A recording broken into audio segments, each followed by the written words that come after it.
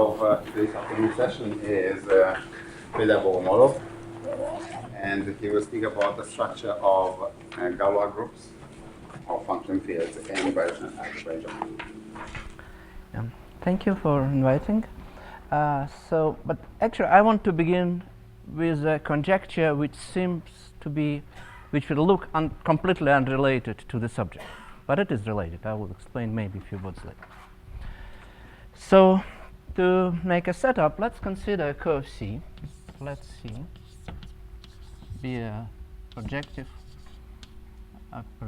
smooth curve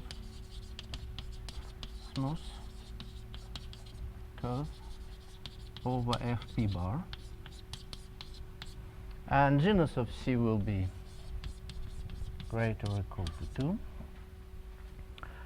And then there is certainly an embedding. You have an embedding C into the Gorbian C, which is a abelian variety. And here, in a finite curve, in the case of Fp bar, we have a substitute to the usual topology. I'm coming from complex geometry, therefore I need something else apart from algebra to deal with things. But here there is a substitute. It's an order of a point. So therefore, for any pair of points,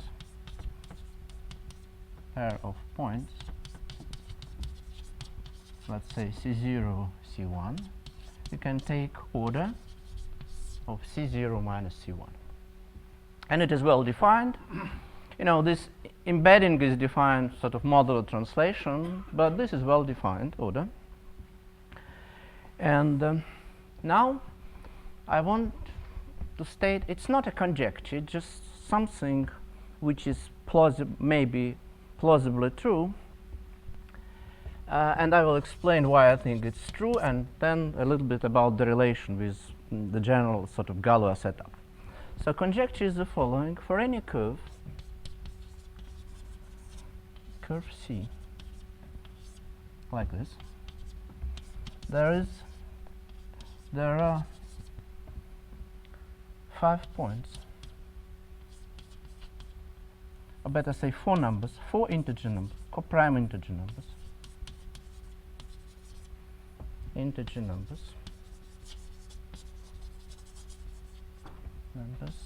and 1 and 2 and 3 and 4,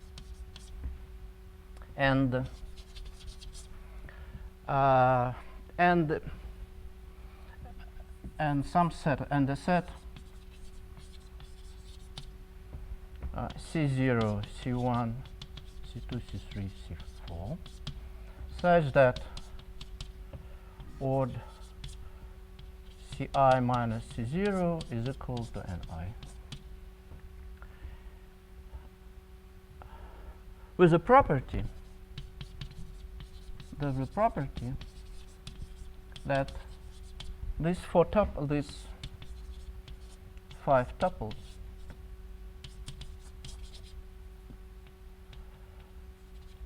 defines C modulo conjugation of modulo the action, Frobenius action on P1 on Fp bar. So in a way, what I want to say is that there is a frame like this, so sort of a frame for every curve, which tells you everything about this curve. And there are many. You know, I don't want to say that it's unique or something. What I want to say is that this data, there is this very small data, which tells you everything about the curve. I don't. What does define? So what I'm saying is that for curve, there exists kind of defining frame. That means 5 tuple and with given orders, such that the only curves which have this type of 5 tuple are the curves which are isomorphic modulo change of Fp bar. And now I'll give a small evidence. But it is just to say, so this is related certainly, as you will see, I will explain briefly how it is related to, let's say, abelian Galois and everything, yeah? Should this be, for instance, factorial or No, I don't know. No, that's I don't know. No, no. I will explain what it is, why, and so then why I think so, and then you will see what it is. So just to check, you're saying that this particular n1 to n4 that really pins down this curve. Yeah. Okay. Yeah. So for every curve there exists and actually sort of minimal. So I want to explain first what's the guess, why? Why should it be true? So when you see first, suppose we fix a number n1. I think coprime is important here, so maybe coprime. So suppose we fix a number n1. That means sorry, ni, or no, and pairwise. All pairs are coprime. So you see, if you fix n1, so first when you C0 is important. Therefore, what we are dealing, we are actually taking variety mg1. So this is defined as something like a point C0, and this has dimension 3g minus 2. So now what I will be doing, I won't give it, as I said, I won't give a proof. I just want to give a kind of evidence why it is natural. So if you pick up n1, that means we have a map. So we have a function f which maps C to P1 and with two ramification points, yes, which we can make over on P1 and one ramification points. There may be some small issue when there is P appears, but it doesn't matter actually here. The computation show it doesn't matter. So the big codimension, they actually kind of get big codimension. So then if you take 3g minus 2, then inside here we have, inside P1, let's say, maybe I'll draw it like here. So we have C onto P1. These are points of degree n1 and 1 and 2. And then there is a bunch of points inside. And by genus computation, we can see that this is a variety inside. So the variety where we have n1 C1 minus C0 equal to well, let's say order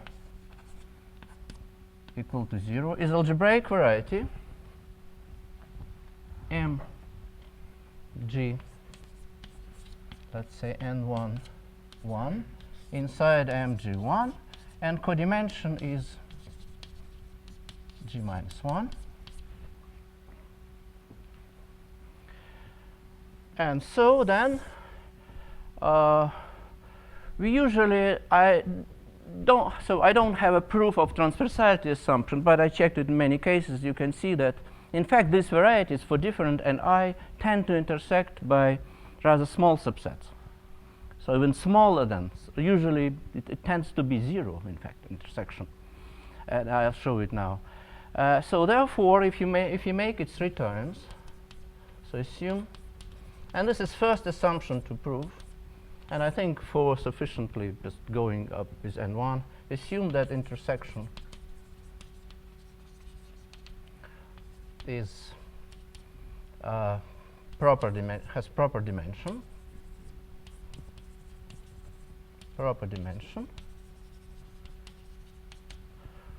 And 1 and 2 and 3 will give us a curve.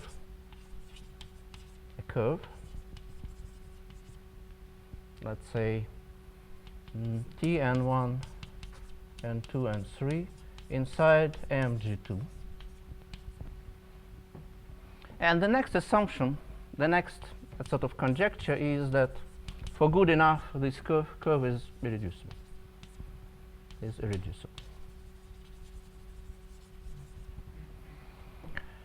Now, when we add next point, it's actually now we can add only. Now we are getting finite number of points.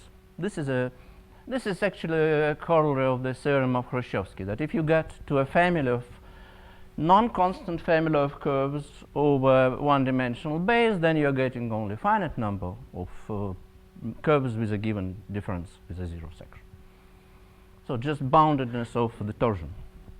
So therefore, when we add, if this is correct, then if we got n1 and 4, n2 and 3, and 4 defines a finite number of curves. As I said, it's slightly conjectural, and then we are kind of, so then the expectation is that this irreducibility corresponds to the fact that the generic set for sufficiently big n4, it is the Galois orbit. So as I said, it's all conjectural. However, here, by the way, I don't put G or a field. And therefore, what I want to point out immediately, so how to, okay. No.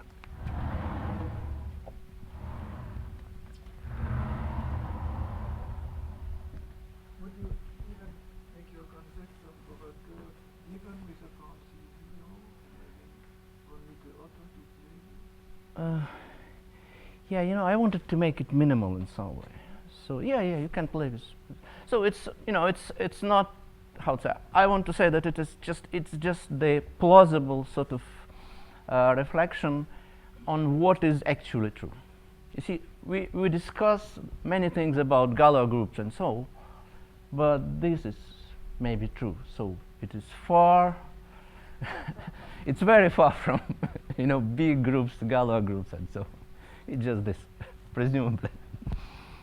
So that's the thing. So by the way, so first thing to notice is that since n1 and 2, so I don't actually fix field or genus. So if you take, notice that if you take two coprime numbers, that means C maps into P1 cross P1 by, and it is a rational embedding.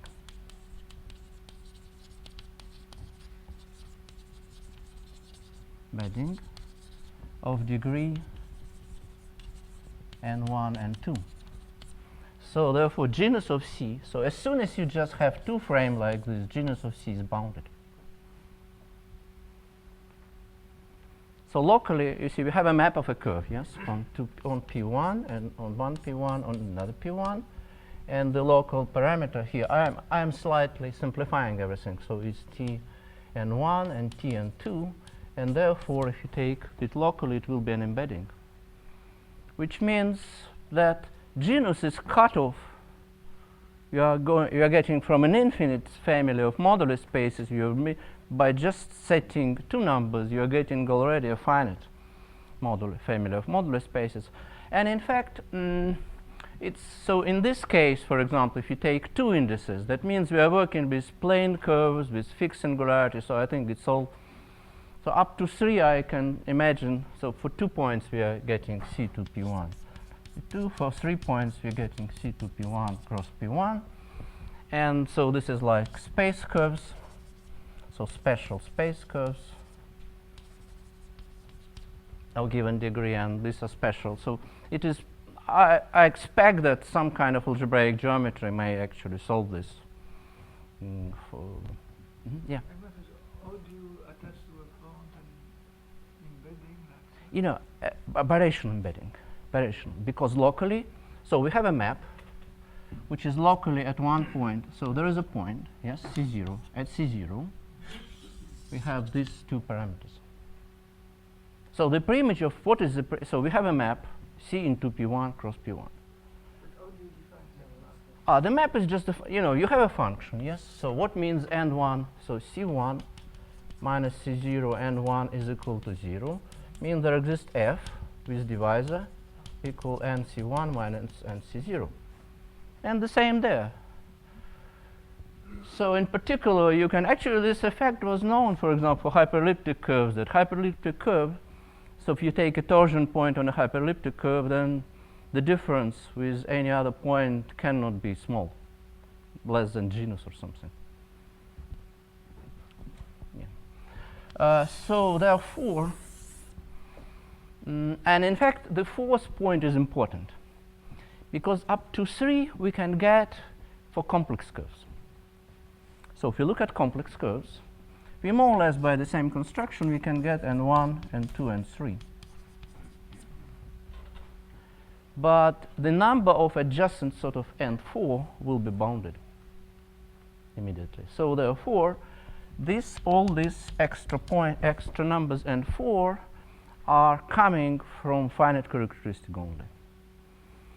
So therefore, the expectation is, well, let's say that will tell you everything. So you have these 4 numbers, it will tell you the curve, the field, and sort of all the information in some strange way.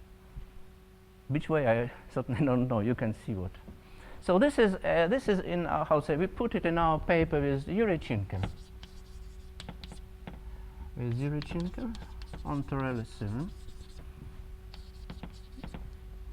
Torelli's theorem for a curve, for something, for curves or finite fields. And in fact, we were working with a similar information, but actually we couldn't prove this even having more or less all the information, a abelian type of information, just some isogeny.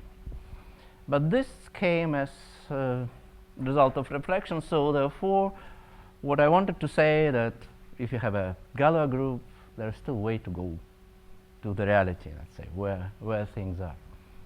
What distinguishes the curves, yes? Are you saying that if we know the Jacobian of the curve as an abstract group, then the curve is uniquely determined? We tried to prove it. No. What we proved was the following, that if we know the curve as a subset in Jacobian, or actually Jacobian, the quotient of Jacobian, but big subgroups, the image of the curve, then we know Jacobian as algebraic variety modulo isogeny. So maybe I'll formulate the theorem which we got, and then kind of there were many several results in between, but maybe I should say the theorem that if so, suppose we have a G, let's say as an abstract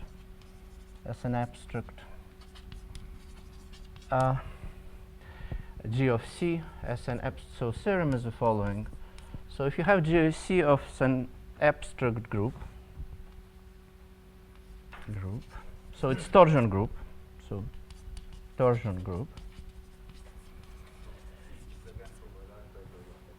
yeah, OFP bar, OFP bar. Yeah, so yes, OFP bar certainly. Yeah. So if you have G of C as a torsion group, and then we can say, when I say group, it is not quite correct. It is G0 is a group. So when we have embedding, into G1, which is a fine space. So if there is an isomorphism, G1, C prime, G1, C prime. So I mean isomorphism, this is a subset, and this is kind of modular affine translation is an isomorphism. Then Jacobian of C is isogynous to Jacobian of C prime as algebraic, right? And so for P, unfortunately, first for simplicity, we excluded P equal to 2 for P not equal to 2. And then we actually proved a similar thing when we factorize, let's say, by finite product of GL. Torsion, the same thing.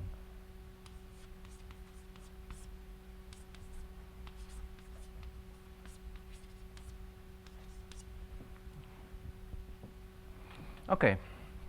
So as you can see, the distance is still quite big. Yeah. So what is So the theorem is the following. the tree is in fact an isogeny, or does So it exist? no, there exists an isogeny. No. The point is, I kind of stopped there because it was too exhausting. I think it's possible to prove that it's isogeny, but we just prove the existence of isogeny. Yeah. So I wanted to attract attention to this article, which was, frankly speaking, when I started this project, I wanted my graduate students to make a quick thesis because it seems so clear, so many common features between C and C prime that you can and you keep building and nothing happens. So then we found a couple of very different arguments to prove the isogeny, and then stop. But still, it's certainly plausible, and it's very close. For many curves, we can, for example, for Klein curve, it is true. If there is an isomorphism, and so for many curves, you can actually prove that it is isomorphism. But this statement is certainly by far, sort of infinitely far, kind of weaker than what should be true. So again, understand for many fields, what is true? So what is true is the following: that if you have this formal isomorphism, and therefore all differences, maybe modulo some finite number of sort of prime coefficients are the same, sort of, so mapping to the same differences, then yeah, the curve indeed, as you would expect, are isomorphic. Yes, if you have this huge infinite kind of information. And this information, I also will explain now maybe, where does it come from, the relation to Galois theory. I won't give my proof, I will just... Assertion what you make is that Jacobian's isogeny, so but do Yeah. you expect that Yeah, the maybe curves are genus. isomorphic? Yes. Yeah, I expect the curves are isomorphic, maybe genus model 3, yes. Okay. So I expect the curves to be isomorphic. But, yeah, okay, maybe I'll put G greater C. Yeah, but at least, at least something, isogeny already is something, it's not empty. So number of points, you can see that the number of points is always the same for any field and so on. So you have many features, many more features from this, and I expect, and actually that's kind of why I'm bringing it up here, because it is relevant to the place. It is related to Galois theory, and still I think it's possible to complete at least. Maybe not too difficult, but just got exhausted here. That's enough. Spent too much time on it. Okay, so the relation with Galois theory of a curve is the following: that if you consider, so I try not to deal with big Galois groups. They're too complicated. So minimally I use only this minimal Galois group, or very big one, which I explain later. So then, so if you look at Galois abelian L of FP bar of C, so just an abelian part, then it has the following presentation. So this is like ZL of C divided by delta to Galois abelian, and 2ZL power G to G. However, I want to express it more precisely. So to say more precisely, what is the Galois group concretely? The abelian Galois group in the presence, so in the presence of roots of unity, else roots of unity,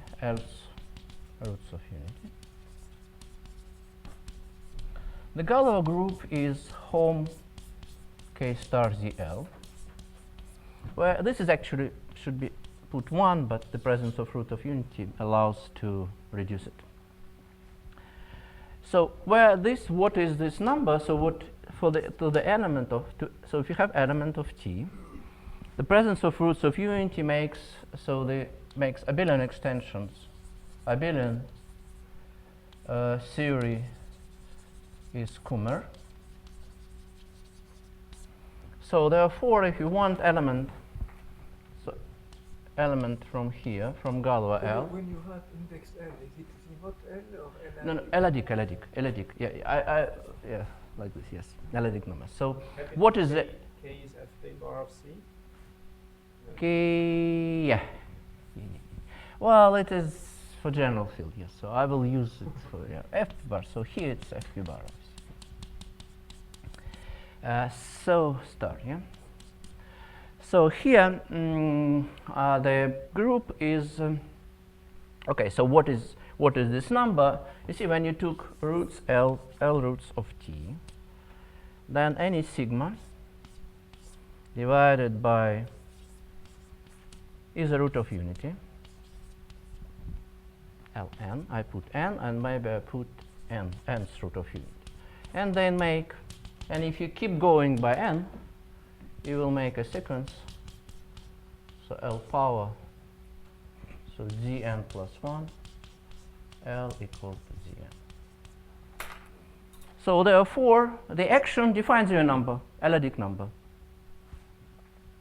And hence, you can see that.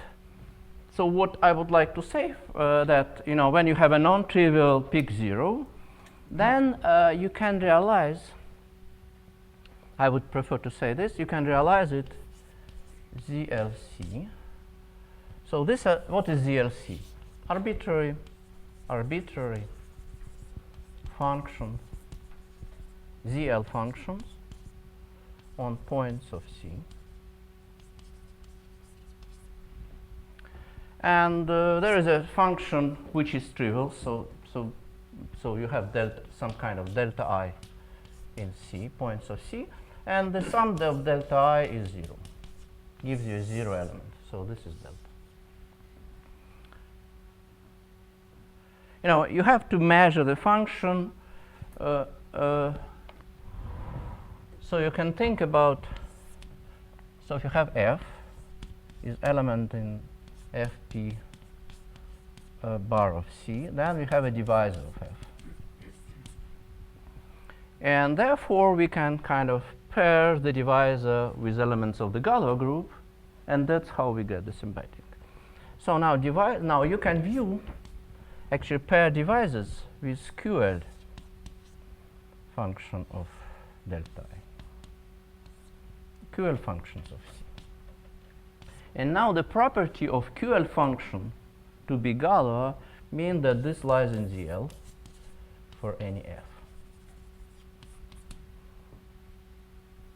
And so therefore, this part, this quotient corresponds to functions. So this property, so ZL to G, corresponds to functions ZL QL function, QL by ZL functions, ZL functions on QL by ZL functions on C, modulo constants, which are trivial on all divisors. So here the element here, which are trivial, G on div F is 0. So you see, we in fact, yeah. The ZLC, what kind of functions are these? Are these functions with values in ZL? Yeah, arbitrary functions. So ZL of C is just functions. Really arbitrary? Yeah. You see, it's a Ritz duality. So what I'm doing here is. Don't assume that there are only finitely many that are. No, yeah. So you see divisors. So you have to view div F as finite. Finite support functions on B functions, let's say on C. So that's a divisor. It's a finite support function with sum of an I is integral f equals 0. Then the dual space to the functions of with finite support is functions with arbitrary support, yes, arbitrary functions. So that's a standard maximal kind of duality, and that's why the Galois group looks like that. So Galois group really looks like that, and therefore, so what I want to say only that if you take Galois abelian L, and plus we add a set of subgroups,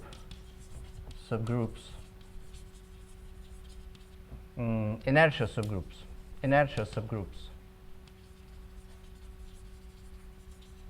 corresponding to points in C, we basically can get the first subgroup, and hence we can obtain a map from C to G, G of C L part. Yes. So the Galois theory allows you to recover this map to L part, the Gauss L part, and so therefore the product of L by, let's say, L non equal to P allows you to recover this map modulo P. So therefore, the kind of, you cannot expect to get from the Galois group any information about the curve from Galois abelian group. But if you just add these elements, you are getting this map, and the expectation is, and that's why I'm factoring here. That's I would like to factor by some big group, for example. Here I always would like to factor at least by a GP, just to forget about P part. So therefore, this theorem tells you that basically abelian Galois theory with addition of IV with this natural subgroup defines you at least abelian variety Jacobian modular isogeny. So an unexpected actually, and in many cases it defines everything. But as I said before, actually the much more minimalistic information presumably provides Galois type information. It is Galois type information, provides all the information about the curve. Okay. So in fact, I want, from this point on, I want to shift. So this is just an invitation to look at this paper and maybe to complete. Because it would be still nice to get a final result, and I don't think it will take an incredible amount of effort, but still, yeah. Okay, so what I want to discuss now is again the same program which I kind of set of long 20-something years ago, yeah, which is related to Galois group of functional field, yeah. I mean, the isogeny that theorem guarantees. Yeah. I mean, is it expected to be associated to a finite map between the curves themselves? Yeah, sure. No. Expected. There is one thing expected. One can I prove? I can prove that it is there is an isogeny. Just compute numbers. It's just the computation. It's just some kind of. So what actually we prove is that these two curves have kind of, there is some divisibility condition for the number of points, for some infinite sequence of fields, and then we get isogeny. So nothing else. Expected certainly that there is a map and so everything. It can't be a finite map because the Jacobians can't be isomorphic. 1 to 1 is finite, yeah. It's degree 1, yeah, No, degree but 1, yeah. The assertion is that they are isogenies, not isomorphic. Yeah, but still, you know. If we have the genus is fixed, Yeah. the genus includes. So there, I won't get into detail. There are several, I think, worth looking results in between. Maybe more interesting than this theorem. But so I just wanted to present the state of what we know now and the state which it should be. So, but now I'm going to a different, related but different subject. This is geometry. So in this case, I'm looking at the fields, functional fields. And so functional fields over FP bar for a moment. And yeah, so what is the minimalistic program for the FP bar field? So you take, so you have a Galois abelian, L, again, which is home case star the L. And now inside this Galois abelian group, we actually can try to see the next level. So the next level is Galois.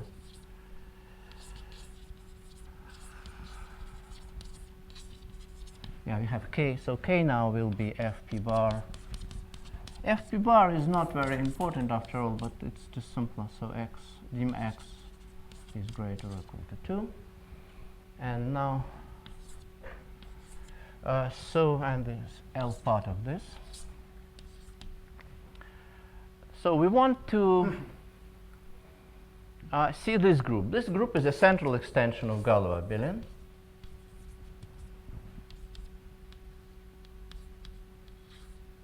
Central extension.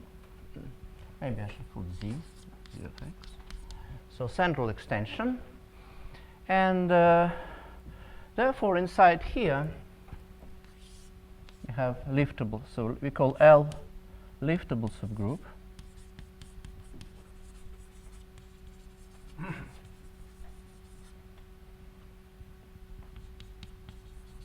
if P abelian of P minus 1 of L is also abelian.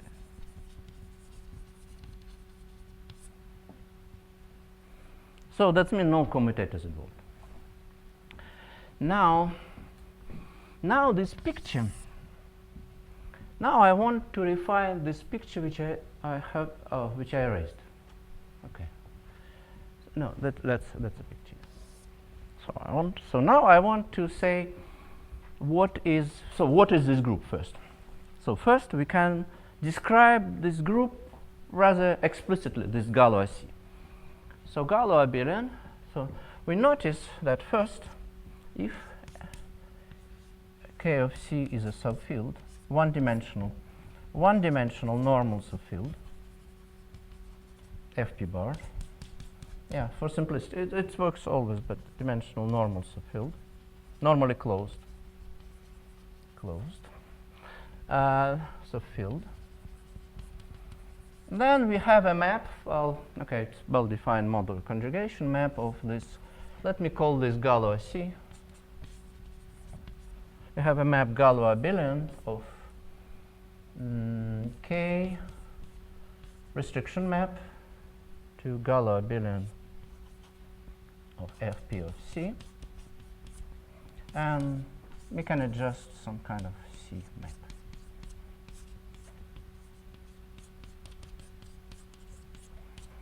And this group, this extension is free.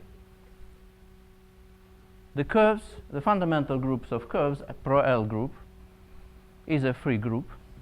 Therefore, if you have two elements here, and we assume that that this is inside L, then the images of A, B under this map, let's say pi C. So pi C of A is, this group is, well, sort of, they generate cyclic group. Is a, at most, procyclic in Galois abelian of Fp of C. So the two elements, so suppose we have elements which commute, then they automatically project into proportional elements for every one-dimensional subfield. And therefore, so now I would like to deal what I want to prove. I want to prove now, and this is actually a theorem, that if you have at least two independent elements, then the linear combination is inertia element of some valuation. So that in fact already on this level you can get all valuations, so all information about valuations, actually all information about the field. And to do that you have to kind of transform this statement into so you have to see the Galois group, you know, not just make kind of abstract, but to see what is the Galois group. So I kind of created at that point the following image of the Galois group. So what is the Galois group? It's just here. So we have K star divided by Fp star is, I would say, P of K. So it is a projective space. So the elements A, B are, so this is not only projective space and the abelian group.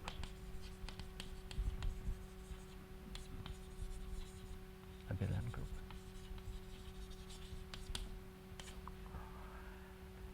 Now restriction map, so now suppose we have Fp of C or arbitrary field L in K, yes?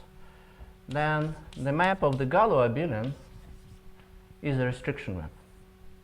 So A, B are functions, ZL functions on P of K, and with let's say A of x, y equal A of x plus A of y. So this is not only a projective space, but projective space which is abelian group, so that multiplications are projective translations. And now a restriction map for Galois groups is just restriction map as functions.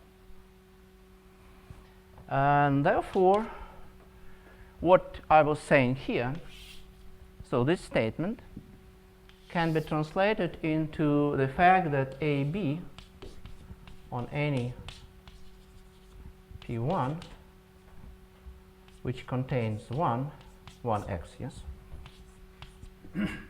are proportional functions.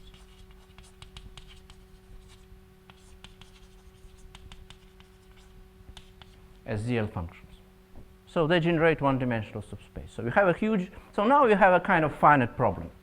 So we can view the same problem for finite dimensional projective spaces, and actually that's how I'm going to solve. I just want to find some condition and to solve it on projective planes, to show something on projective planes. Okay. So this is first. So the second step is, so what we want to find, what we want to prove. So suppose we want to prove, assume L is two-dimensional.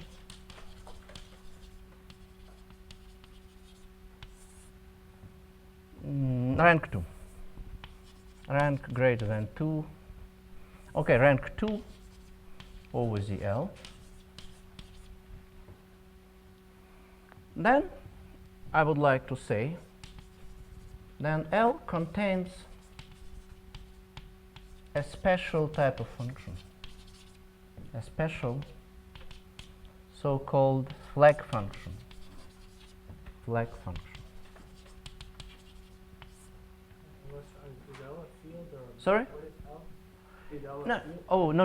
Oh, just erase this. L was this one. It was from here. Yeah. Sorry, it's the same. So L is liftable subgroup. So now at the moment L is a subgroup, so it's a pair of elements, independent elements, which for some reason, strange reason, commute here.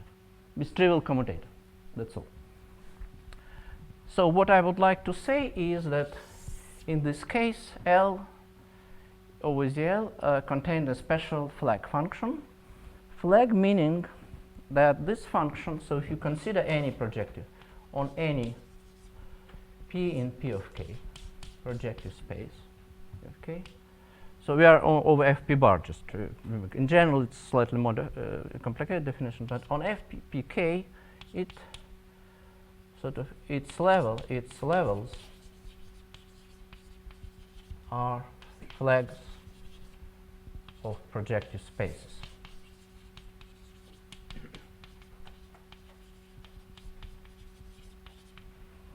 So that means we have on P1, that means value as a constant of value 1. Value 1 at one point, this is a flag function.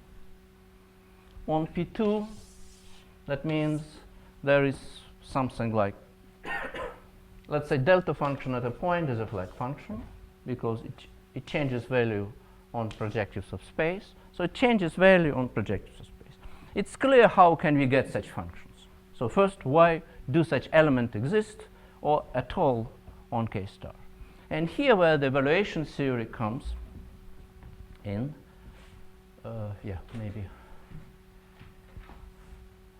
Because each inertia subgroup of evaluation gives exactly such a function.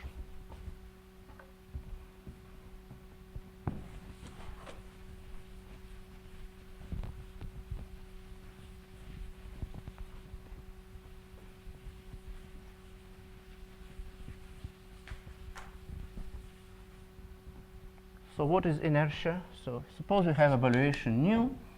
That means simply that we have a map.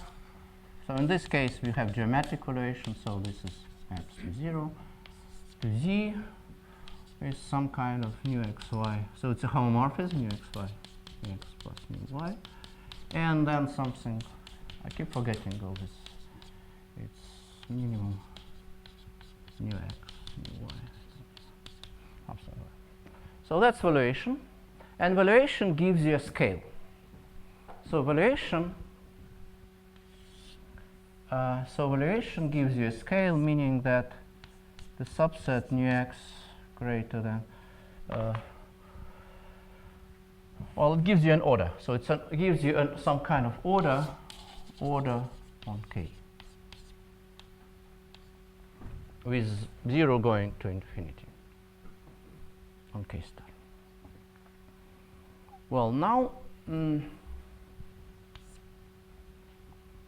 so suppose you have a function like this, then it also gives an order. So suppose we have an element, so now I'm saying, suppose we have an element in abstract group. Suppose A in Galois is a flag element. Yes, sorry, yeah. Okay, so what is Z, or better say R? Yes, R ordered group. Then inertia element is given. Inertia group is hom R into ZL, and this induces certainly hom, gives an element hom star into ZL. So it's an element which depends, so this element depends only on the valuation, on the value of the valuation, and therefore by this property, if you look at a linear space, a projective space, it jumps on subspaces. So these levels, so if you look at the valuation, let's say A plus A, x, y, yes? So suppose we have x, y, then and nu of x is not equal to nu of y, then the corresponding nu is constant here, or maybe nu of less than nu of y, yes. So that I think it's constant here, and so it's constant on the subspaces. So whenever you have a valuation and the inertia element, you have an element like this. You have a flag element. On the other hand, if you have a flag element, then you have a valuation. And the reason for that is that, so for each element, you see, if you have two, so suppose you have P1. Where to draw? Yeah, okay.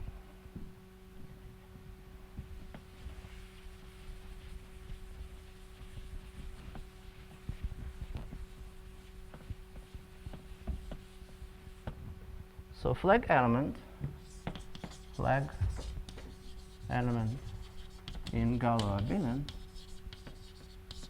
provides a valuation, natural valuation, which is just related, how to say, it's intrinsically related to this element. And this is exactly, I would say, for each projective space, it's more or less, so on each P1, let's say, which is, so for every P1 xy, so just xy, assuming A of x is not equal A of y, one element is generic, another not. So we have sort of more generic. There are more, x is more generic than y if generic value on P1 is equal to nu of x, to A of x. Now, the fact is that since it's multiplicative, the scale is multiplicative, and you can extend the order by the same sort of, by the same trick to all elements, and it is compatible. So, but this is basic, that, you know, whenever you have, in every projective space, you have the most generic element. And this establishes the order, and hence, such element gives you evaluation. Okay, now maybe I have to speed up. Okay, so therefore, the goal is to show that there is a valuation element. And to do it, actually, maybe I won't. I would say that one more word about it, that we just have to analyze functions on P2. It is sufficient. It is sufficient to prove it for P2. So in fact, the point is that suppose assume, so the following lemma, which is assume that A, B are not commuting, A, B doesn't contain flag element, then there is P2, inside P of K, where AB, restriction as functions, functions doesn't contain flag element, flag function.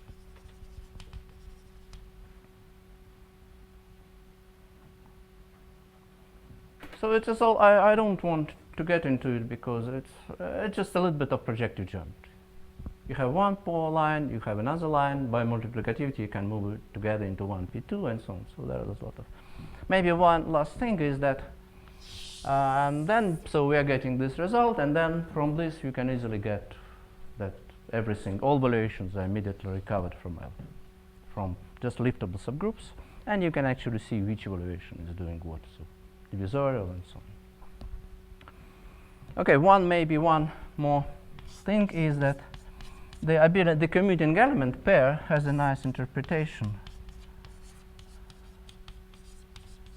That if you have two elements with A, B equal to 0, then there is a map of a projective space to a affine space. So this is a map to a affine space, and I like the fact that this map is a map of geometries. So projective lines, any P1 goes to a affine line, ZL inside here. So the proof is the following, that if you take P1, so for P1, 1x, yes, this map is clearly just in a vertical line, one vertical line. But if you take P1x, if you take multiply it by y, it will be P1 yx, and your functions A will be A plus y, and B will be B plus B of y. So just shift by constant. So therefore, any line maps into, and then you can play. So actually, the most of the play is the play with this geometry. So that it is map between geometries, but there are not so many map between projective geometries and affine geometries. As you can see, for example, the model cases, if you map to Z plus Z2 plus Z2, then it does always maps into 3 points. So that's an exercise just to understand the spirit of the whole thing, is that if you have a map P2 in Z2 plus Z2, this is a affine plane, then and P1 maps to Z mod 2, yes, almost anything, yeah. But for Z mod 2, it is clear that the image contains only at most 3 points. Indeed, so maybe I'll give a proof. So suppose it's 4 points, then you pick up this line. So then there is x1 goes here, x2 goes here, x3, x4. But now here you have an intersection, which is nowhere to go.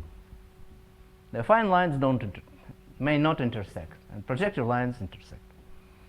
So therefore I won't get into details. It's the FP bar part is in our article is Yuri Chinker, very detailed, and thanks to Delin we kind of made it very clear with all this pro-L completions and so on. And the other things actually existed in already. So the whole setup is maybe in my paper in Известия in 91. It's difficult to read, but then there are several preprints also available. Okay, maybe a few words. Yeah.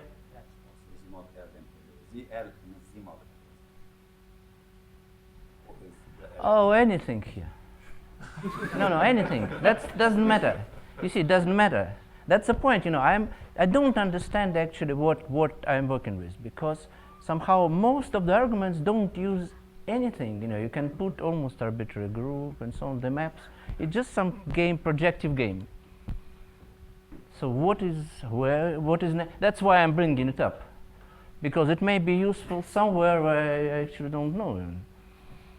So, for example, here certainly I use Kummer approach, but maybe it's also possible to kind of plug this somewhere else in the Galois area. Okay, so maybe final words. What I actually so what is an application? So I certainly thought not about Galois theory when I was doing it. I was thinking about algebraic geometry. And one of the application of this whole thing, maybe I just mentioned, I hope we'll put it soon on, okay, is the following, that if you take, so we consider non-ramified cohomology over Zn, x over fp bar, and this non-ramified cohomology are invariants of the field, yes, so maybe k of x. So these are cohomological elements which have trivial residue on divisors.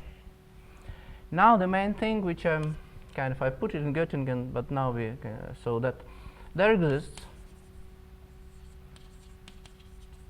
So maybe I should say this is universal spaces for non-ramified elements, cohomology elements. There exists a finite group, L group, which is central extension of abelian. So A GC such and the map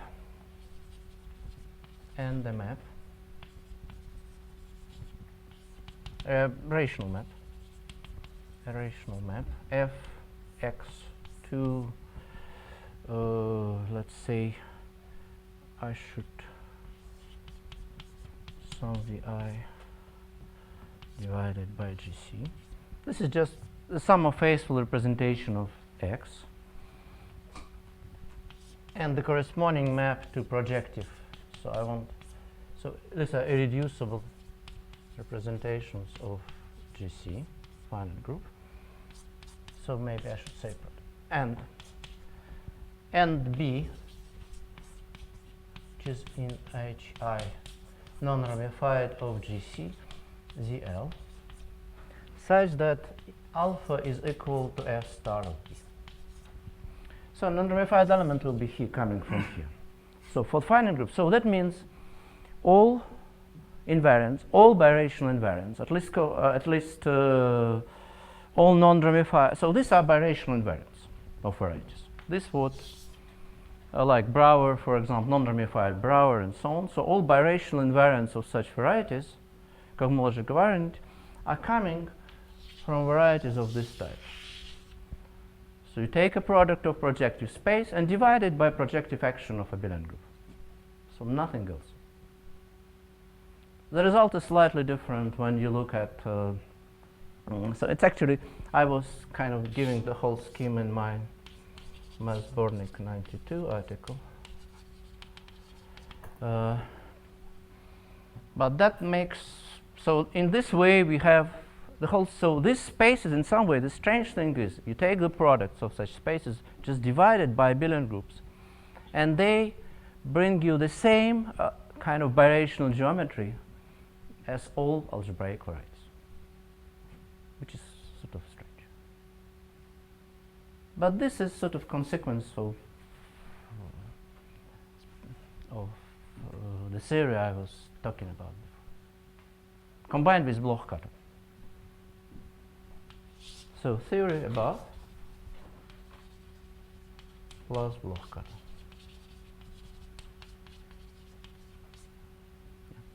Okay, so maybe I want to say that I also hope to prove Tate conjecture using this line, but let's say let's not go too far. Okay. Okay, thank you.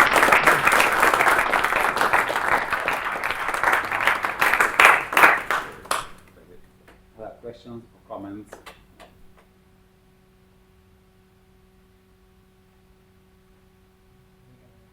Yeah. Could you prove that, I mean, I'm still thinking about those maps within Jacobians as abstract groups. Yeah. So could you prove such a map can be extended to a map between metabelian quotients of fundamental groups, or it's No, I didn't think about it. It's so too complex. You know, you go to metabelian, they are very different, so I don't know. No, I didn't. I tried to prove how to. I tried to work with generalized Jacobian, and to prove the existence of the map, and didn't work. So actually, the idea was, okay, let's extend this map to the map of generalized Jacobian, and then somehow, if you can get a similar map, then after some manipulation, it's the same as getting real functions. Somehow didn't work out. No, I don't know. Maybe, you know, I'm inviting people to try because I think it's possible. Just would be pity to leave it in the middle somewhere. Other questions? I have a comment Yeah, okay. concerning to what was written at this blackboard. Yeah. I think that the explanations you gave, I mean, You mean the I top? think that the formal assertion which you make here is true for over every countable algebraically closed field, because it's just a countable. But I think that what you prove is really what you showed us. What you prove is more interesting, and I think that maybe that should be the assertion, not what you said. Because No. You mean the which one? The about the curve, yes? For every curve there exists n1 to n4. Yeah, and yeah, there yeah. exists x0 to or c0 to c4. So if you have a countable field, then you count all the curves, and you simply take different pairs of n0 to n1 to n4. Well, no. That's why I want. I mean, you don't want to say that. You No. really I want to need say the proof. conjugation. I want to say conjugation. The curves are defined algebraically. Yes. So that's. I don't want to say that actually. The formal assertion you made is just a countable argument, but your proof is something meaningful. I mean, something contentful. Yeah. Well, yeah. No. I meant something more concrete. You see, that's certainly. You know, as I said, it's not even. It's just a sequence of plausible statements. Yes. But I just. I give you the proof in what? 2 lines.